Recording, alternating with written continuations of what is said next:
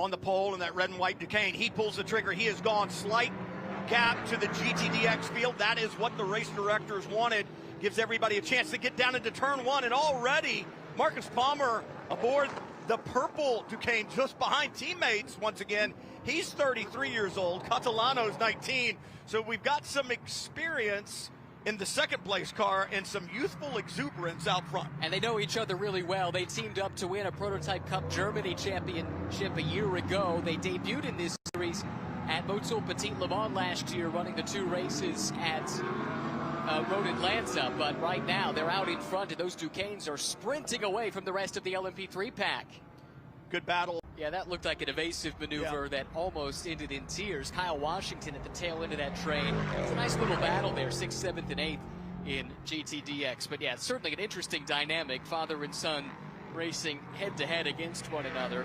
It'll be fun to watch over the course of the season. All right, think about this. Look at these gaps here between second and third overall. The leaders come by the line one more time. Catalano out in front in the red number 30, and then his teammate in the 31 of Marcus Palmer just behind. We know Palmer has that 10-second penalty. Right now, if I'm Marcus Palmer, I'm thinking, I'm not going to win this race unless something happens to my teammate. So we need to hook issue a few laps ago. That's what dropped him back. He had been having a good run. Last lap, white flag is out for the number 30, Valentino Catalano. This team, GEBHARDT, Intralogistics Motorsports, showed up in Gainesville, Georgia last year at Michelin Raceway, Road Atlanta, and what a great showing they made there. Palmer was second in race one, Catalano was third, and in race two, Catalano was second. Palmer had been there, made a mistake in the ladder goings and lost a couple of positions, but you talked about it earlier, Ryan. This team, very experienced in LMP3 machinery, and I would think for a Valentino Catalano to come to the United States, come through the tunnel, look at this racetrack, and then see victory just half a lap away.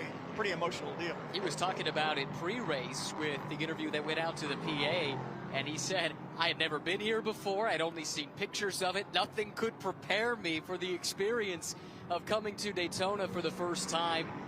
But he's rolled right in and been immediately up to speed. Now, that's interesting. They've let Palmer come through? No.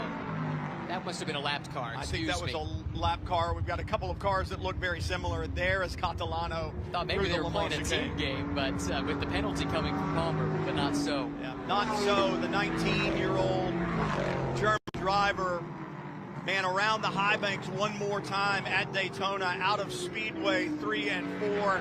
He can see the flag stand from this point, and what he sees is a checkered flag that awaits VP Sports Car Challenge at Daytona. Race number 1 of the IMSA season goes to Valentino Catalano.